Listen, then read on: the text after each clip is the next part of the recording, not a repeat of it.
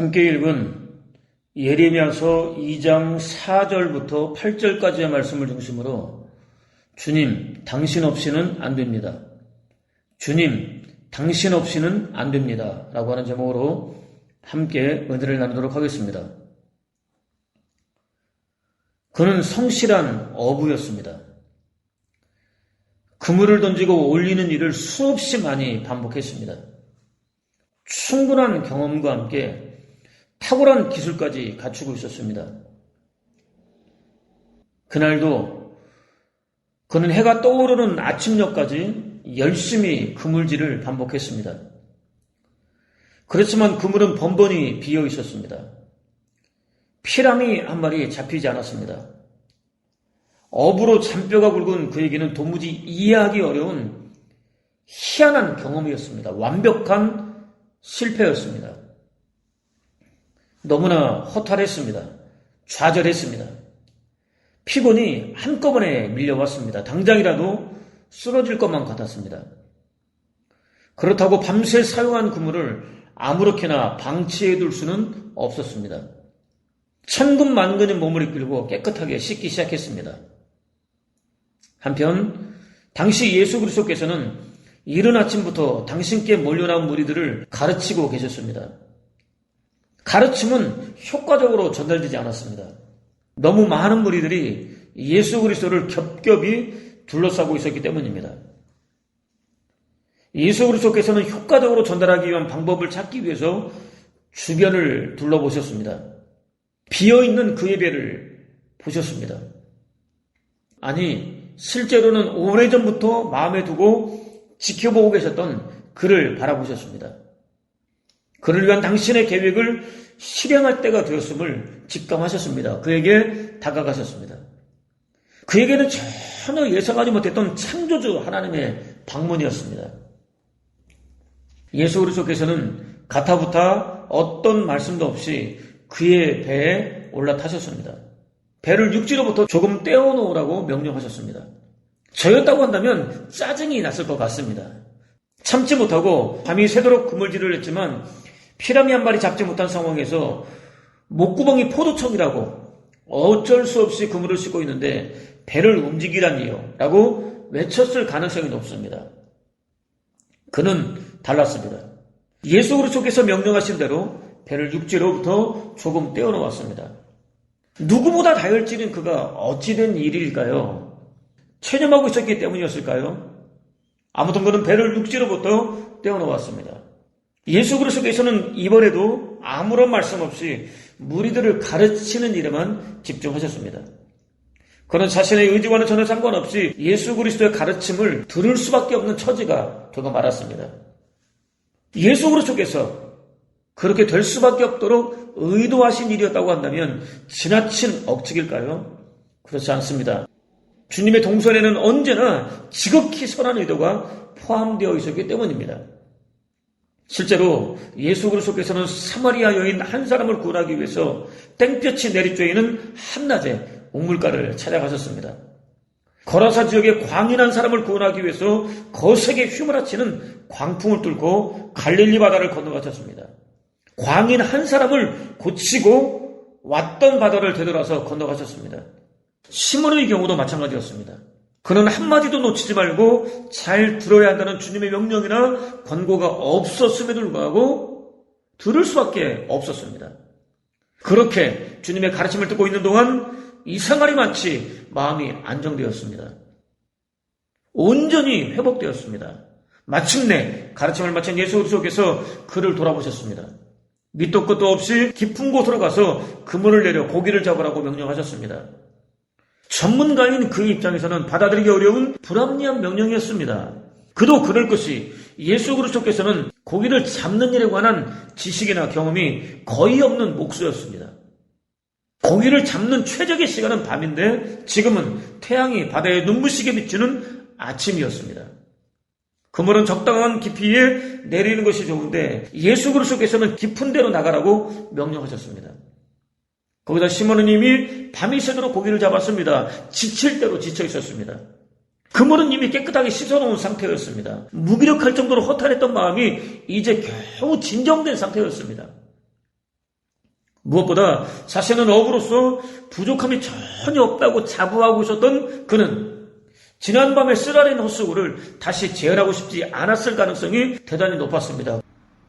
그럼에도 불구하고 명령을 내리신 예수 그리스도께서는 더 이상 말씀이 없으셨습니다. 침묵으로 그의 선택과 결정과 행동을 요구하고 계셨습니다. 비록 순간이었지만 잠시 생각에 잠겼던 그는 어부로서 몸으로 부딪히며 싸워왔던 자신의 경험과 지식과 경력을 내려놓았습니다. 허탈함과 좌절에 빠져 있었던 자신을 온전히 회복시켜 주신 주님의 명령에 온전히 순종하기로 결정했습니다. 말씀대로 깊은 곳으로 갔습니다. 그물을 내렸습니다. 순간 텅 비었던 빈 그물에 활기가 넘쳤습니다. 무수히 많은 고기들이 펄떡거렸습니다. 흥분했습니다. 다른 배의 친구들을 불렀습니다. 끌어올린 물고기가 얼마나 많은지 두 배가 물에 잠길 정도나 되었습니다. 순종은 언제나 열매를 맺게 되어 있습니다.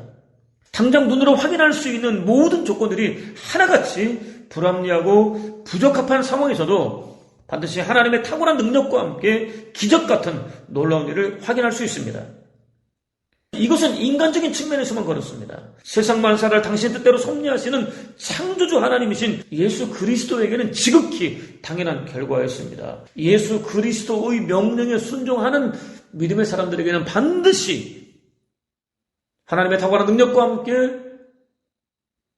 인간적인 기적이라고 말할 수밖에 없는 일들을 경험할 수 있게 되어 있다고 하는 것입니다. 동시에 시몬은 예수 그리스도 안에 충만한 하나님으로서의 능력을 느꼈습니다. 자신은 죽을 수밖에 없는 죄인이라는 사실을 깨달았습니다. 조금도 망설이지 않고 끝까지 붙잡고 있었던 자존심을 내려놓았습니다. 예수 그리스도의 발 앞에 엎드렸습니다. 주님, 저는 죄인입니다. 저에게서 떠나주십시오라고 외쳤습니다. 예수 그리스도께서 다른 배를 두고 굳이 그의 배에 오르셨던 깊은 곳에 그물을 내리라는 불합리하고 부적합한 명령을 내리셨던, 아니 창조주께서 피조물에 불과한 그를 직접 찾아가셨던 목적이 한치의 오차도 없이 그대로 이루어졌습니다. 이렇게 시몬의 실패는 은혜의 출발점이었습니다. 예수 그리스도께서는 그가 마음에 품고 있었던 계획보다 훨씬 더 크고 좋은 계획을 가지고 계셨습니다.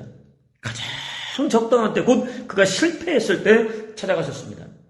당장 실패했다고 낙심하거나 절망할 이유가 없다는 사실을 가르쳐 주셨습니다. 사실 실패를 인정하는 사람에게만 의미가 있습니다. 또 실패는 단지 실패한 한 가지 일에 대한 평가일 뿐입니다. 사람 자체가 실패자라는 의미는 절대로 아닙니다. 무엇보다 자신이 실패자라는 사실을 깨달은 사람만 예수 그리스도를 자신의 인생이라는 배에 모셔드릴 수 있습니다. 그렇기 때문에 실패도 은혜가 될 수 있습니다. 축복이 될 수 있습니다. 실제로 갈대같이 흔들리는 삶을 살고 있었던 시몬이 든든한 반석 같은 존재로 거듭나게 된 것은 완벽한 기술과 경험을 가졌었기 때문이 아닙니다. 성공했었기 때문도 아닙니다. 오히려 쓰라는 실패를 맛보았었기 때문입니다. 주님, 저는 주님 없으면 안 됩니다 라고 고백했었기 때문입니다. 이것이 시몬의 실패를 통해서 반드시 배워야 할 교훈입니다. 기억하십시오. 실패는 절대로 끝났다는 의미가 아닙니다. 아직 시작해보지 않은 일이 있다는 의미입니다. 패배자로 물러서는 것이 아니라 이제까지와는 완전히 다른 더 좋은 선택이기를 재촉받고 있다는 의미입니다. 저와 여러분은 생각할 수 없는 훨씬 더 좋은 계획을 가지신 예수 그리스도와 함께 새롭게 도전할 일이 아직 남아있다는 의미입니다. 바로 이것이 여호와께서 사랑하는 성민 이스라엘을 철저하게 진멸하신 이유였습니다. 그렇다면 오늘 저와 여러분은 과연 어떻습니까? 하나님의 징계라는 것 외에는 달리 설명할 방법이 없는 처참한 환난과 시험과 실패를 만났을 때 어떻게 반응하십니까? 어떻게 그럴 수 있느냐고 따지십니까? 아니면 자신의 부족함을 솔직히 인정하며 하나님, 저는 당신 없이는 안 됩니다. 저를 불쌍히 여겨주십시오라고 도우심을 구하십니까? 본문은 야곱의 집과 이스라엘의 집 모든 족속들아 여호와의 말씀을 들으라 라고 시작됩니다. 북왕국 이스라엘은 이미 멸망했습니다. 남은 백성들은 남왕국의 왕 요시야의 통치를 받았습니다. 그렇기 때문에 이스라엘의 집 모든 족속이라는 표현은 문맥상 남왕국 유다를 가리키는 것이라고 할 수 있습니다. 한편 요시야는 여호와 보시기에 정직하였습니다. 조상 다윗의 길을 걸었습니다. 좌우로 치우치지 않았습니다. 우상을 제거하였습니다. 백성들은 무수히 많은 우상을 한 곳에 모아 빠은제를 무덤에 뿌렸습니다. 왕이 종교적으로 거듭나자 백성들도 종교적으로 거듭났다고 하는 것이죠. 이방 제사장들의 뼈를 불살랐습니다. 유다와 예루살렘을 거룩하게 구별하였습니다. 멸망하여 황폐하게 변한 북왕국 이스라엘까지도 거룩하게 구별했습니다. 하나님을 만나고 제사 드리는 장소인 예루살렘 성전을 말끔하게 수리했습니다. 성전 수리를 위해서는 거룩하게 구별된 레위 사람들을 감독으로 세웠습니다. 아무에게나 맡기지 않았습니다. 레위 사람들에게 맡겼습니다. 하나님께서 그들을 구원한 날을 기념하는 유월절을 거룩하게 구별하여 지켰습니다. 이제까지 백성들과 함께 유월절을 지킨 왕은 요시야가 유일했습니다. 그렇게 결코 쉽지 않은 종교개혁까지 완성되었습니다. 바로 그때 모든 것이 순조롭게 돌아가고 있다고 판단할 수 있는 바로 그때였습니다. 이집트 왕이 아수르와 연합했습니다. 강력한 신흥 세력으로 떠오르고 있었던 바벨론을 공격했습니다. 누가 진정한 패자인지를 다투는 그들만의 전쟁이었습니다. 요시야가 나설 이유는 전혀 없었습니다. 그럼에도 불구하고 그는 즉시 이집트 왕과 맞서 싸우기 위해서 출정했습니다. 이집트 왕은 그에게 사신을 보냈습니다. 유다 왕이여, 내가 오늘 치려는 것은 그대가 아니라 나와 더불어 싸우는 족속이라. 나에게 속히 행하라고 명령하신 하나님이 나와 함께 하시니 그대는 하나님을 거스르지 마세요. 그대를 멸하실까 하노라 라고 말했습니다. 자신을 막아서는 것은 하나님의 뜻이 아니라고 만류했습니다. 순간 그는 당황했습니다. 이방인을 통해 주어진 하나님 말씀의 진위 여부도 판단하기 어려웠습니다. 그러다 이미 출정을 실행한 상태에서 돌이키기란 더욱 쉽지 않았습니다. 이방인을 통해서 들려진 하나님의 말씀을 무시하기로 결정했습니다. 이제까지 그가 보여주었던 신앙의 모습과는 전혀 달랐습니다. 마음이 찜찜했는지 왕복을 벗었습니다. 위장했습니다. 자신의 정체를 숨겼습니다. 의미가 없는 전쟁을 감행했습니다. 자신은 물론 남왕국 유다와는 전혀 관계없는 싸움에 쓸데없이 끼어들었습니다. 안타깝게도 이름을 알 수 없는 한 이집트 병사가 무심코 쏜 화살에 맞고 말았습니다. 큰 부상을 당했습니다. 황급히 예루살렘으로 돌아와서 치료를 해보았지만 끝내는 숨지고 말았습니다. 불과 8살이라는 어린 나이에 즉위하여 평생 하나님을 찾고 따랐었던 하나님의 사람이 무조건 순종해야 할 하나님의 말씀을 거부하고 무시하다가 어처구니 없이 죽고 말았습니다. 다된 밥에 죄를 뿌리고 말았습니다. 세상에 이렇게 허무한 일이 또 어디 있을까요? 아무튼 하나님의 말씀을 무시하는 왕이 죽임을 당하고 말았습니다.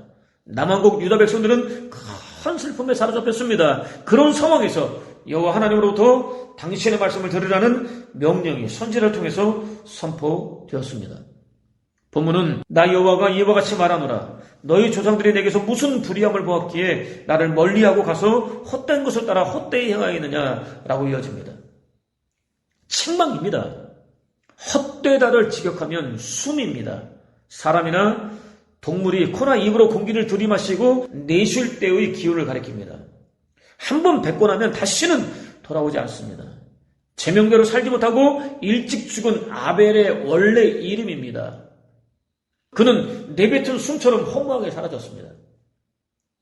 또 솔로몬은 헛되고 헛되다, 헛되고 헛되다, 세상 연사가 다 헛되다라고 외쳤습니다.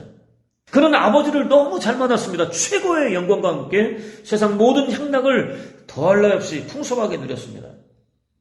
사실 그는 진리와 함께 통치를 시작했습니다. 나중에는 처첩을 부려 1000명이나 거스리는 짐승으로 전락했습니다.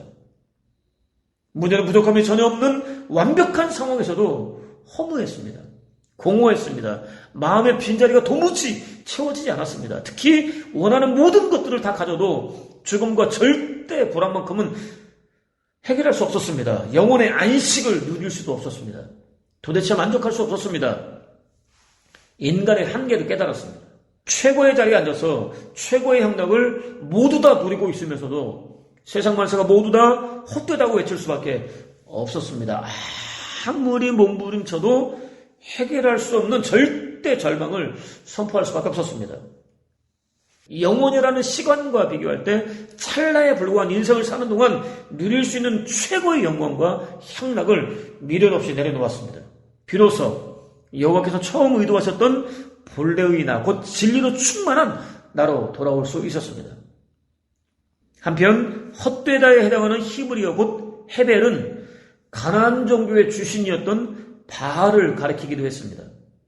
속임수로 모은 재물은 교수대의 이슬처럼 사라진다라는 말씀에 따르면 재물을 가리키기도 했습니다. 또 따라 행하다에는 어떤 군주를 자신의 공신으로 섬기다라는 의미가 암시되어 있습니다. 성민 이스라엘이 여호와 하나님을 버리고 바알을 자신들의 하나님으로 섬겼다는 의미입니다. 특히 헛된 것을 따라 헛되이 행하였다를 직역하면 헛된 것을 따르다가 따르던 헛된 것이 되었다입니다. 그렇습니다. 성민 이스라엘은 허무한 바알을 따르다가 허무한 바알처럼 되고 말았습니다. 허무한 물질을 따르다가 허무한 물질처럼 되고 말았습니다. 허무한 우상을 따르다가 허무한 우상처럼 되고 말았습니다. 하나님께서 세상 무엇보다 소중하게 여기셨던 존재가 허무한 것들을 따르는 과정에서 자기도 모르게 가장 허무한 존재로 전락하고 말았습니다. 저와 여러분의 모습은 과연 어떤지 냉정하게 돌아볼 필요가 있습니다. 과연 헛된 것을 따르고 있지 않습니까? 헛된 것을 따르다가 자신도 모르게 헛된 존재로 전락해 있는 상태는 아닙니까? 본문은 그들이 우리를 애굽 땅에서 인도하여 내시고 광야 곧 사막과 구덩이 땅, 건조하고 사망에 그늘진 땅, 사람이 그곳으로 다니지 아니하고 그곳에 사람이 거주하지 아니하는 땅을 우리가 통과하게 하시던 여호와께서 어디 계시냐 하고 말하지 아니하였도다라고 이어집니다. 여호와께서는 이집트에서 무려 430년 동안이나 노예로 생활하고 있던 성민 이스라엘을 구원하기 위하여 엄청난 능력을 나타내셨습니다. 실제로 10가지 재앙을 내리셨습니다. 당시 세계의 중심이었던 이집트를 쑥대밭으로 만들어버리셨습니다. 저와 여러분 한 사람을 구원하기 위해서도 마찬가지입니다. 다윗의 경우를 통해서 충분히 확인할 수 있습니다. 사울은 자신보다 인기가 많은 그를 시기했습니다. 죽이고 싶을 정도로 미워했습니다. 실제로 죽일 수 있는 기회를 찾고 있었습니다. 마침 그가 숨어있는 장소를 확인했다는 보고가 들어왔습니다. 적국 블레셋을 살폈습니다. 움직임이 전혀 없었습니다. 즉시 최정예 요원 3,000명을 이끌고 다윗이 숨어있다는 장소로 달려갔습니다. 다윗은 도관에 든 쥐였습니다. 포위망을 조금만 더 좁히면 다윗을 볼 수 있었습니다. 바로 그때 예루살렘 성으로부터 병사 하나가 황급히 달려왔습니다. 성을 나올 때만 하더라도 움직임이 전혀 없었던 블레셋이 군사를 일으켰다고 보고했습니다. 어쩔 수 없이 돌아설 수밖에 없었습니다. 하나님께서 당신의 마음에 합한 다윗을 지키시기 위하여 행하신 일이었습니다. 이렇게 하나님은 저와 여러분을 구원하기 위해서라고 한다면 한 나라까지도 움직이는 분이십니다. 그만큼 당신의 사랑하는 백성들을 소중하게 여기십니다. 저와 여러분들을 소중하게 여기십니다. 또 하나님께서는 구원하신 성민 이스라엘을 낮에는 구름기둥으로 밤에는 불기둥으로 인도해 주셨습니다. 조금만 어렵고 힘들어도 습관처럼 원망과 불평을 늘어놓는 그들을 먹이고 입히셨습니다. 적들의 공격으로부터 지키시고 보호해 주셨습니다. 무엇보다 그들과 거룩한 언약관계를 맺어주셨습니다. 그들을 거룩하게 구별해 주셨습니다. 당신의 거룩한 소유로 삼아주셨습니다. 세상 그 무엇보다 소중한 보배로 삼아주셨습니다. 그들이 하나님이 되어주셨습니다.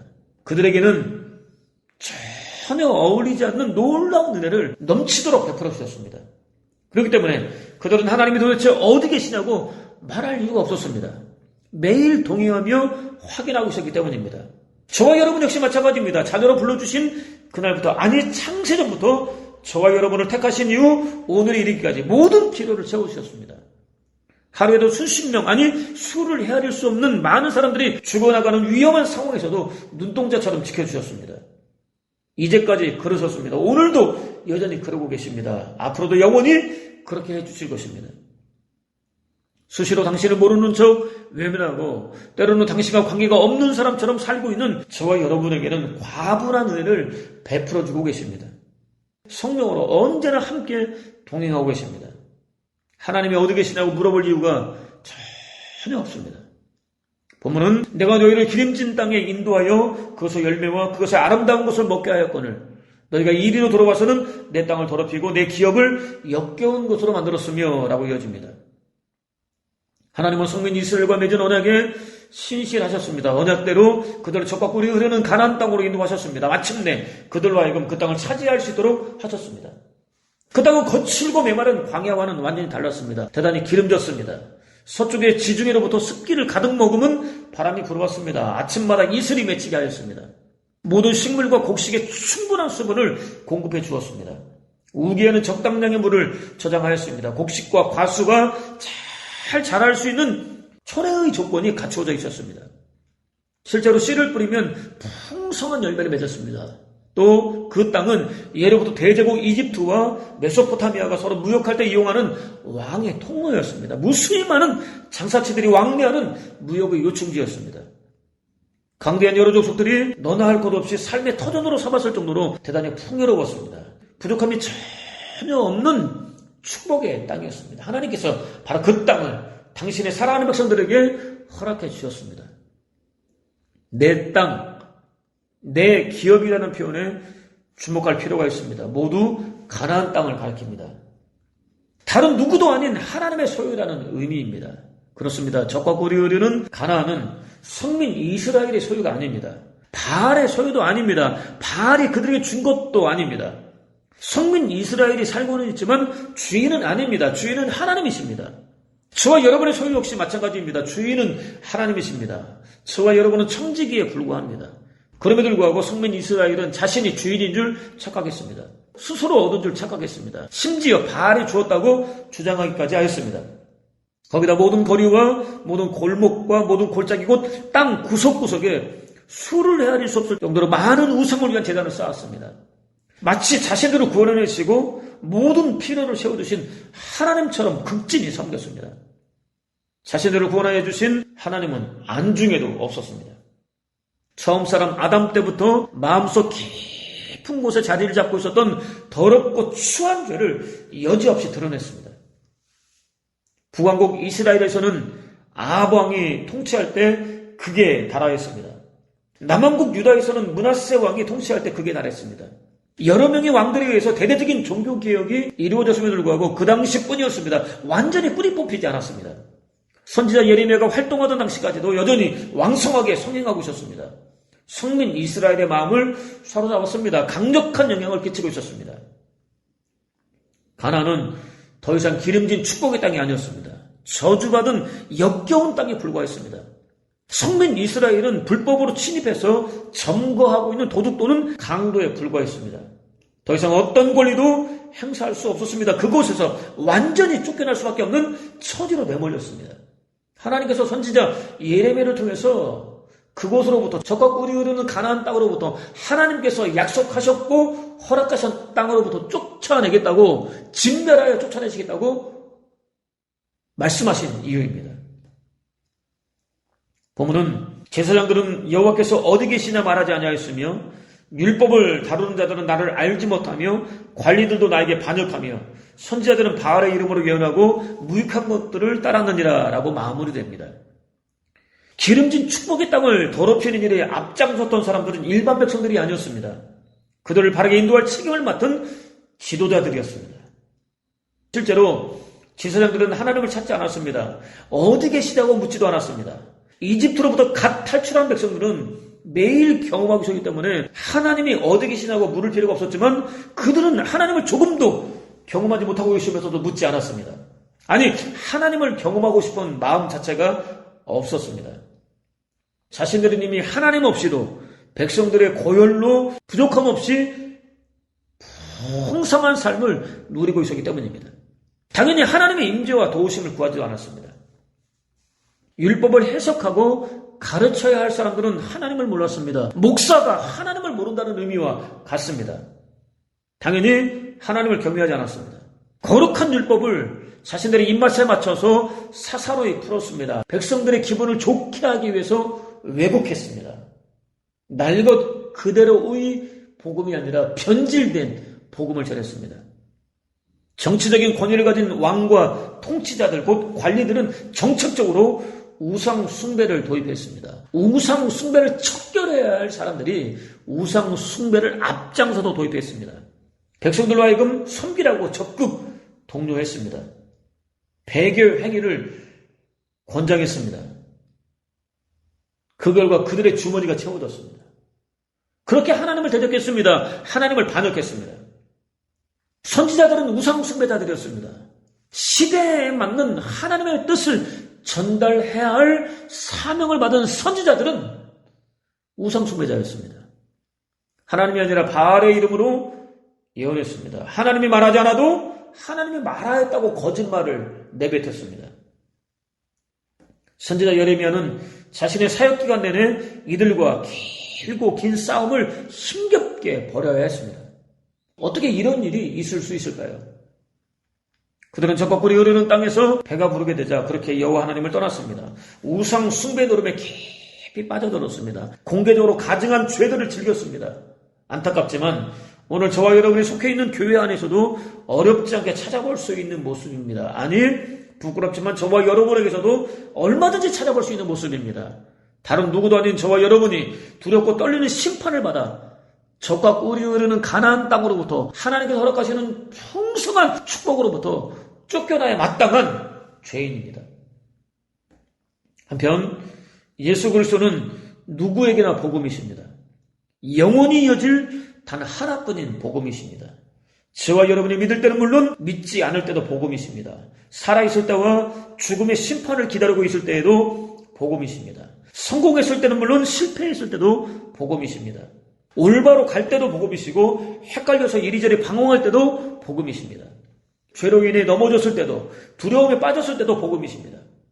또 예수 그리스도는 저와 여러분이 가지고 있는 모든 문제들에 대해서도 복음이십니다. 저와 여러분의 작은 신원에 관심을 가지십니다.